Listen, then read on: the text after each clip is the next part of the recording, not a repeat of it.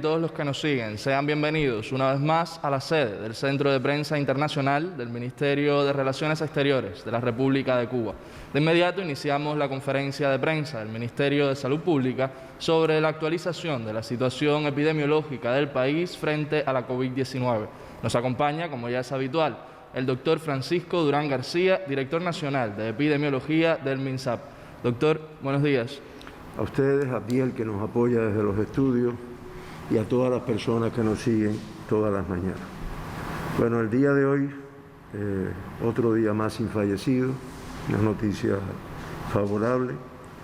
No obstante, en los hospitales de nuestro país se encuentran ingresados 444 pacientes, sospechosos 264 y confirmados 180, que son los casos activos que tenemos hoy en nuestro país.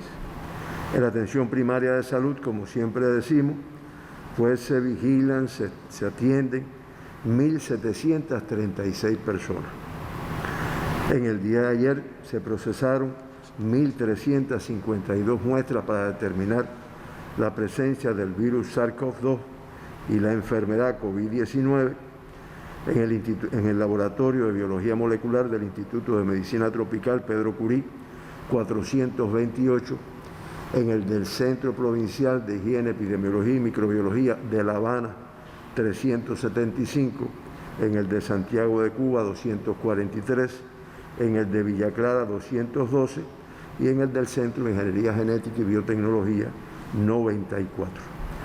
Como resultado del análisis de estas 1.352 muestras, pues se confirmaron 9 personas con la COVID-19 en el día de ayer. Eso representa el 1,9% de las muestras el 0,4% de las muestras que se procesaron. De esta forma, en nuestro país ya se han procesado 108.389 muestras por la tecnología de biología molecular de PCR en tiempo real, y han resultado 2.092 personas confirmadas con la COVID-19, lo cual representa el 1,9% de las muestras que se han analizado. Los nuevos casos confirmados ayer, todos son cubanos, 7 son contactos de casos confirmados. De esta forma ya se acumulan el 89,4% de los casos diagnosticados en nuestro país han estado relacionados previamente con un caso que ya se confirmó, que son 1.384, 2 en el día de ayer, no se precisa la fuente de infección y de todas formas se busca, no obstante ya se acumulan 84, el 4,09% de los casos diagnosticados en los que no se ha podido establecer la fuente de infección. Se mantienen las 133 personas que han tenido en nuestro país como fuente de infección el exterior de Cuba. 6 de los 9 casos diagnosticados son del sexo femenino, ya de esta forma en el acumulado el 50,2%, o sea, 1.051 personas de los casos confirmados son del sexo femenino, 3 en el día de ayer son masculinos, y se acumulan 1.041 personas confirmadas del sexo masculino, que es el 49,7% de todos los casos confirmados. 6 de los casos positivos fueron asintomáticos, o sea, el 66,6%, cifra que se ha ido incrementando en los últimos días, y ya se acumulan 1.093 personas que han sido diagnosticadas, que en el momento del diagnóstico no tenían síntomas de la enfermedad, lo cual representa el 52,2% de los confirmados. Grupo de riesgo muy importante que además no podemos identificar al no tener síntomas, no va al médico, no tiene síntomas, y que por lo tanto nos obliga a seguirnos protegiendo, porque no conocemos quién pudiera estar infectado, y a continuar realizando estudios para poder detectarlo aún en las etapas de asintomática. De los casos diagnosticados, en el día de ayer se confirmó una niña de 18 años de edad, de aquí del Cerro, en La Habana, contacto de un caso positivo ya diagnosticado, y con esto se acumulan 235 niños que en nuestro país han sido diagnosticados con la COVID-19, que, como siempre digo, han tenido una evolución favorable, y ya en estos momentos 208 de estos 235 se encuentran de alta. Del grupo de 20 a 39 años se diagnosticaron 2 personas, de 40 a 59, 3, que son los números mayores, y de 60 y más, 3 personas. O sea, de 40 a 60 y más, o de 40 y más, se diagnostican 6 de los 9 casos confirmados en el día de ayer. Por provincia,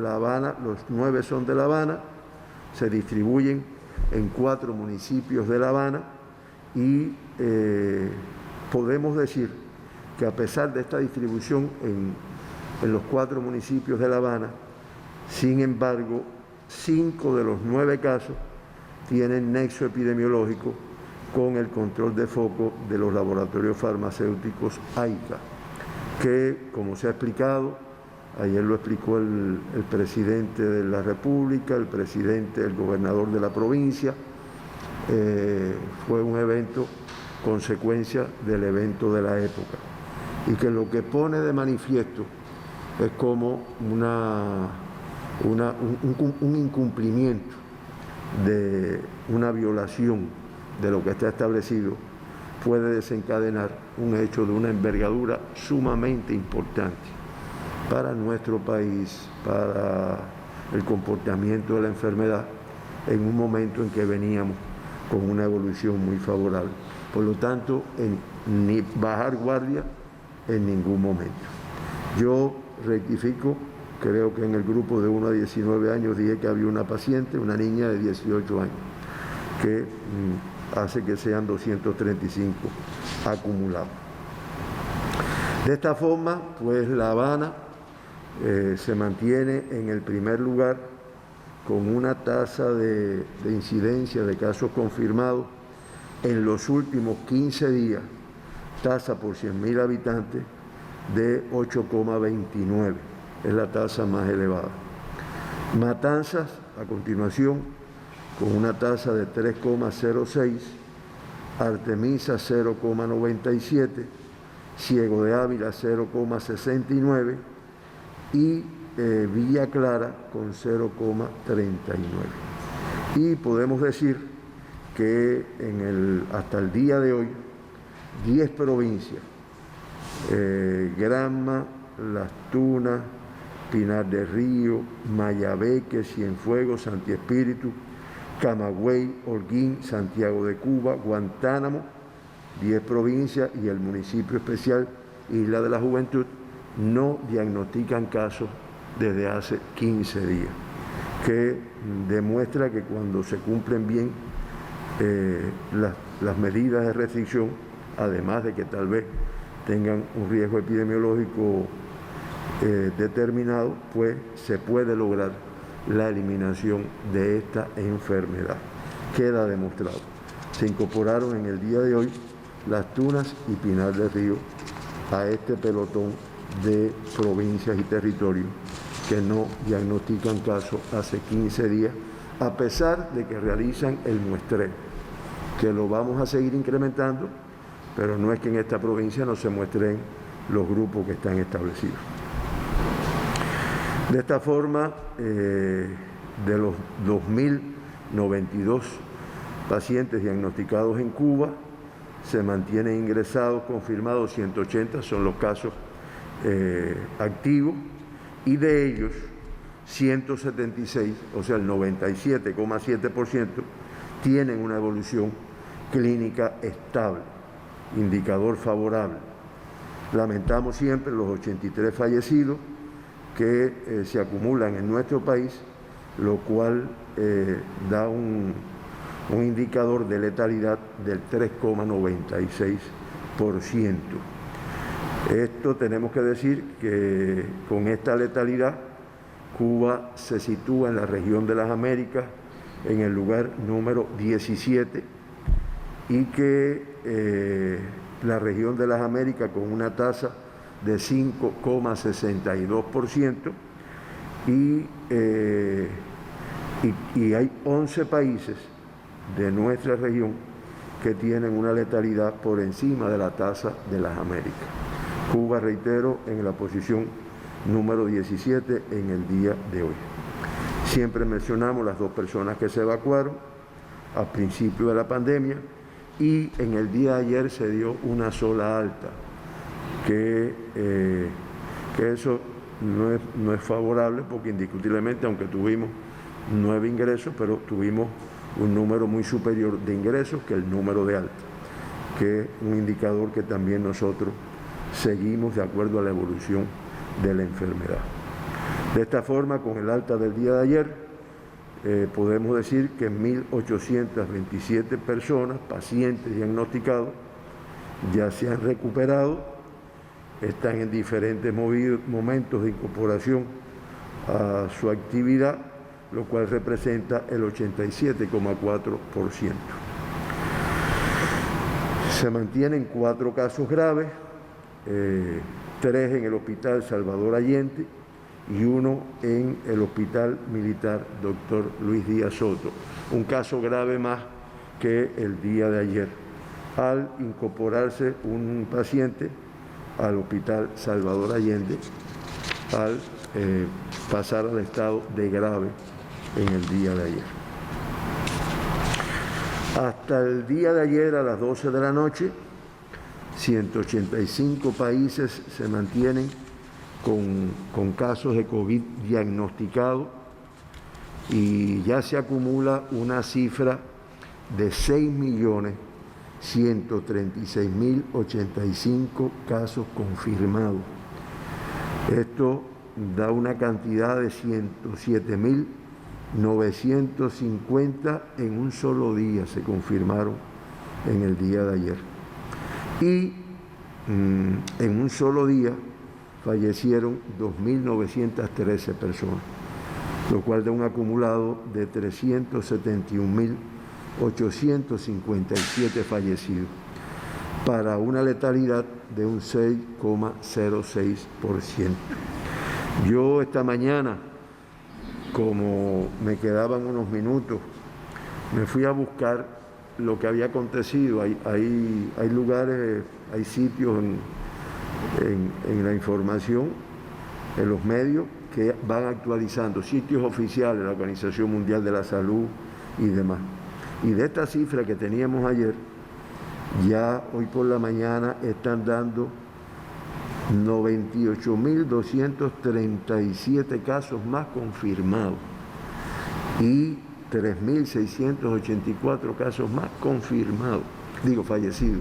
O sea, son cifras que alarman. Yo ayer hice un comentario, como la incorporación de países con grandes poblaciones, entre ellos Brasil, en nuestra región, pues hacen que estos números sean muy significativos desde el punto de vista del comportamiento de la pandemia.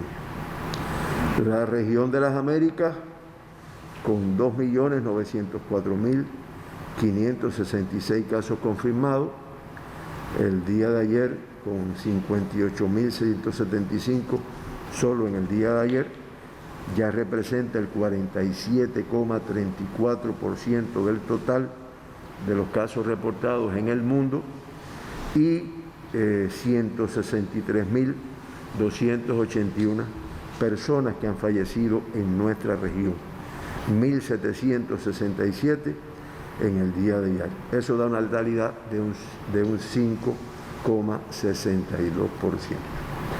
Como ustedes ven, y yo reitero, ¿no? Recuerdo a mis hijas que me decían papi de nuevo, pero yo reitero la importancia de mantener las medidas. Creo que ayer en las intervenciones de las reuniones de los grupos temporales, de los consejos de defensa, se hizo énfasis en la importancia de mantener las medidas. Porque el hecho de que tengamos un grupo de territorios que no diagnostiquen casos hace unos cuantos días, no significa que el problema esté resuelto. El problema está presente, un incumplimiento de medidas nos puede llevar a picos, a rebotes,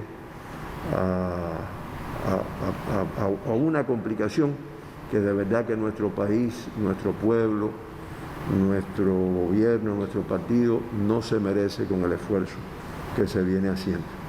Por lo tanto, a quedarse en casa, a protegerse, utilizar el nasobuco, el distanciamiento social, el lavado de las manos, el hipoclorito, todo lo que sabemos.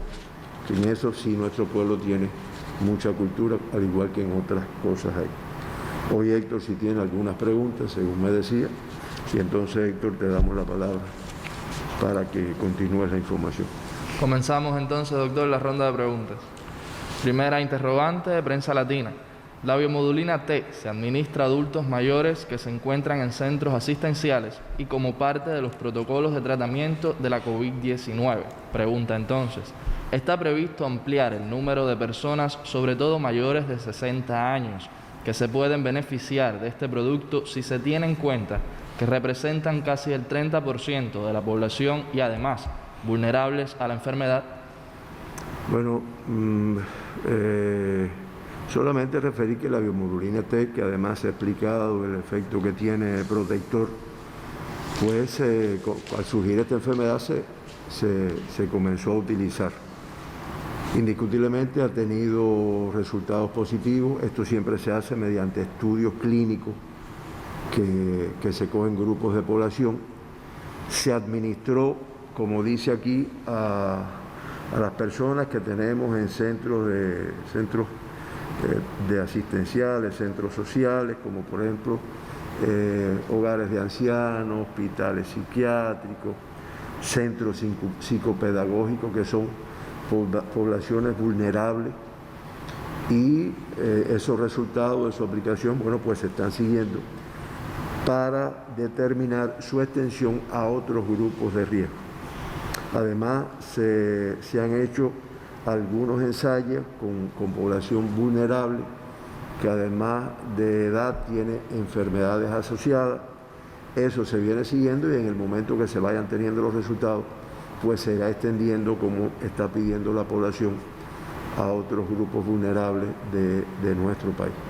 Es lo que podemos decir, pero indiscutiblemente donde se ha aplicado ha tenido resultados favorables desde el punto de vista de no enfermar y si enfermar, una evolución sin complicaciones de las personas.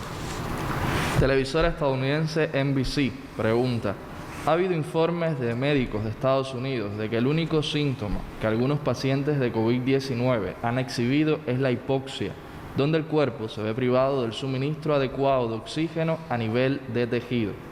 ¿Han visto esto también los médicos cubanos? ¿La hipoxia es el único síntoma en algunos pacientes con COVID-19? Mira, para empezar por el final, pues sí, en Cuba se ha visto. Al igual que el mundo, no es una manifestación frecuente. Hay que aclarar que la hipoxia no es un síntoma. La hipoxia es cuando usted tiene concentraciones en sangre de oxígeno por debajo del 90%. Las cifras normales, pues la saturación normal es entre un 95 y un 100%. Pero cuando se tiene de 90 para abajo, bueno, pues ya se puede hablar de hipoxia y lleva una conducta terapéutica en ese caso. Hay que decir que la hipoxia en algunos casos no da síntomas de la enfermedad, no da síntomas, o sea, no da manifestaciones, no, cualquiera diría, no, te da falta de aire, te da, no. Muchas veces se detecta por un aparatico, un dispositivo que se llama el oxímetro, que es una cosita que se pone en el dedo y que te va midiendo la saturación de oxígeno y que tú puedes ir registrando y darte cuenta en un momento determinado a una persona que ya tú estás esperando que pueda tenerlo una afectación, tenerlo por debajo. La otra forma es mediante una gasometría que tú le hagas a la persona y que determine que la concentración de oxígeno es de 90% o menos. Y en este caso, bueno, por las dos vías se aplica, bueno, pues oxígeno, se aplica tratamiento para esta hipoxia que indiscutiblemente puede conllevar a complicaciones mayores. Te reitero, en Cuba se ha visto, no es frecuente, se detecta por estas vías que te estoy explicando, que le estoy explicando a la población, y de todas formas se sabe que esta enfermedad puede tenerlo entre sus manifestaciones. Por eso nuestros pacientes se vigilan para detectarlo en el momento que se pueda producir, porque reitero, muchas veces la persona no tiene síntomas de su hipoxia en el momento que se detecta. Siguiente y última pregunta, doctor, de la agencia de noticias Reuters de Reino Unido. Un médico en Milán sostiene que el nuevo coronavirus está perdiendo su potencia y se ha vuelto mucho menos letal. Según este médico, y cita al corresponsal de Reuters, en realidad el virus clínicamente ya no existe en Italia. Fin de la cita. Pregunta entonces, ¿Cuba tiene también la impresión de que el virus está debilitándose? Bueno, mira, no pudiéramos decir como que el virus se está debilitando. Es verdad que al pasar el tiempo, en el mundo y en Cuba se ha visto que el número de casos asintomáticos o con síntomas leves de la enfermedad se ha ido incrementando. Fíjate que nosotros aquí incluso hemos visto la evolución, que ya en algunos casos hemos tenido un 70, un 80% de casos diagnosticados de forma asintomática. Es muy precoz para decir que el virus haya mutado. Cuando decimos mutado, término que sea comprensible, haya cambiado su virulencia, que es la capacidad que tiene un virus de causar una enfermedad grave. Entonces, decir que el virus ha mutado creo que es muy precoz para el mundo y para Cuba también. ¿Qué puede pasar? Hay varias hipótesis que se han manejado. Por un lado se ha dicho que el virus puede mutar, ha pasado en otros virus con otras enfermedades, al pasar de un paciente a otro, al circular, al provocar un grupo de contagio, pues puede ir perdiendo virulencia. Reitero, eso no está demostrado.